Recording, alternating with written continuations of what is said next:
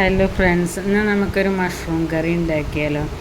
ഞാൻ മഷ്റൂം കറി ഉണ്ടാക്കണമെന്ന് തോന്നിയപ്പോൾ സ്വിഗ്ഗിയിൽ ഓൺലൈൻ മഷ്റൂം ഓർഡർ ചെയ്തു. നല്ല മഷ്റൂം കിട്ടി. അപ്പോൾ നമുക്കിനി ഉണ്ടാക്കാൻ നോക്കാം. ഇനി നമ്മൾ കൂണ് നന്നായി ഒരു 2-3 പ്രാവശ്യം കഴുകി വൃത്തിയാക്കി കുക്കറിലിടുക. ആദ്യം ഞാൻ പാനിലാണ് ഉണ്ടാക്കിയിരുന്നത്. അപ്പോഴൊക്കെ ടൈം എടുക്കും, മഷ്റൂം വേവാൻ നല്ല ടൈം എടുക്കും. അപ്പോൾ ഇത് മഞ്ഞൾപ്പൊടി, സാമ്പാർ പൊടി, ഉപ്പും പിന്നെ ആവശ്യത്തിന് വെള്ളം ചേർത്ത് നമ്മൾ കുക്കറിൽ ഒരു 6-8 വിസിൽ വരണ വരെ വയ്ക്കുക. അപ്പോഴേക്കും നന്നായി വെന്തുണ്ടാവും, നല്ല സോഫ്റ്റായി ഉണ്ടാവും. അങ്ങനെ കഴിക്കുമ്പോഴാണ് ഒരു ടേസ്റ്റ്. പണ്ടൊക്കെ ഇത് പല ഇതിലും വെക്കും കേട്ടോ. ഉള്ളിയും മുളകും അരച്ചിട്ട് അങ്ങനെ വെക്കണവരുണ്ട്, കശുവണ്ടി അരച്ചിട്ട് അങ്ങനെ വയ്ക്കാം. ഞാൻ പിന്നെ എളുപ്പത്തിൽ വെക്കാമെന്ന് വിചാരിച്ചു. പണ്ട് അമ്മയൊക്കെ ഞങ്ങൾക്ക് കൂൺ കറി ഉണ്ടാക്കി തന്നിരുന്നു. അതെന്ന് പറഞ്ഞാൽ രാത്രി നന്നായി മഴ പെയ്ത് ഇടി വെട്ടി ഉണ്ടെങ്കിൽ പിറ്റേ ദിവസം വൈക്കോക്കുണ്ടയിൽ നിറയെ കൂണുണ്ടാവും. ആ കൂണിൻ്റെ കറിക്ക് ഒരു പ്രത്യേക ടേസ്റ്റായിരുന്നു. കുട്ടിക്കാലത്തൊക്കെ അത് ഭയങ്കര ഇഷ്ടമായിരുന്നു ഞങ്ങൾക്ക്.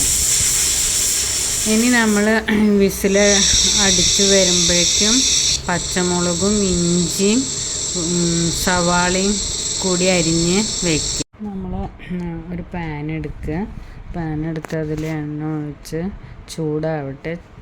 ചൂടായി കഴിഞ്ഞാൽ സവാള, ഇഞ്ചി, പച്ചമുളക് ഇതൊക്കെ ചേർത്ത് വഴറ്റുക.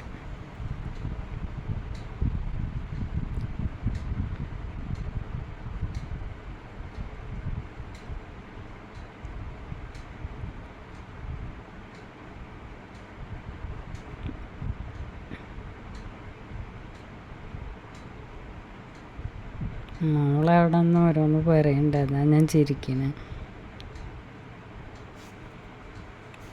ഇനി ഇതിൽ നമ്മൾ ഉപ്പും സാമ്പാർ പൊടി, മഞ്ഞൾപ്പൊടി മഷ്റൂമിൽ ചേർത്ത പോലെ തന്നെ ചേർത്ത് വഴറ്റണം.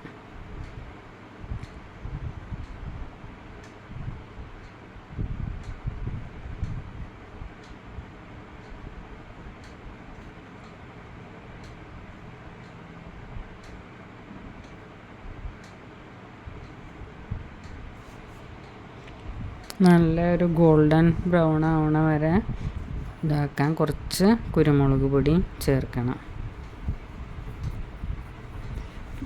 കൂണ് നന്നായി വെന്തുണ്ട്. പിന്നെ നമ്മളത് ഈ പാനിൽ ഒഴിച്ച് നന്നായിട്ട് ഒന്ന് മിക്സ് ചെയ്യുക. അപ്പോൾ വെള്ളം വറ്റിച്ച് ഡ്രൈ ആക്കേണ്ടവർക്ക് അങ്ങനെ ചെയ്യാം, അല്ല കുറച്ച് വെള്ളത്തോടെ വേണമെച്ചാൽ അങ്ങനെയും ചെയ്യാം. ഞാനിപ്പോൾ കുറച്ചൊരു വെള്ളമായിട്ടാണ് ഉണ്ടാക്കണത്. നമ്മുടെ മഷ്റൂം കറി റെഡിയായി. നമുക്കിത് ചോറിൻ്റെ കൂടെ ചപ്പാത്തിയുടെ കൂടെ ഒക്കെ കൂട്ടി കഴിക്കാം.